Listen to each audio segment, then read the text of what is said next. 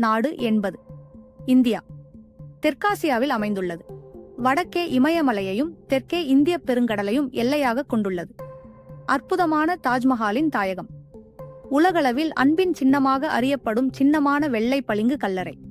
2000த்திற்கும் மேற்பட்ட இனக்குழுக்கள் மற்றும் 1600 மொழிகளைக் கொண்டு உலகின் மிகவும் கலாச்சார ரீதியாக வேறுபட்ட நாடுகளில் ஒன்றாக இது திகழ்கிறது. தலைநகர் புதுதில்லி பண்டைய மற்றும் நவீனத்தின் கலவையான இது நிர்வாக மையமாக செயல்படுகிறது. உலகின் மிகப்பெரிய ஜனநாயகம். 1.4 பில்லியனுக்கும் அதிகமான மக்களைக் கொண்ட இந்தியா மிகப்பெரிய ஜனநாயக தேர்தல்களை நடத்துகிறது. இந்தியா முழுவதும் புனித தலங்களைக் கொண்ட இந்து மதம், பௌத்தம், சமணம் மற்றும் சீக்கிய மதங்களின் பிறப்பிடம். இந்தியா உலகின் 70% மசாலா பொருட்களை உற்பத்தி செய்கிறது.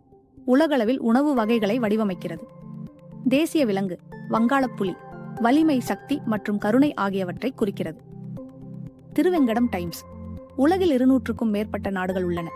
அவற்றைப் பற்றியும் அவற்றின் கதைகளைப் பற்றியும் அறிய ஒரு நிமிடம் செலவிடுங்கள். குழு சேரவும்.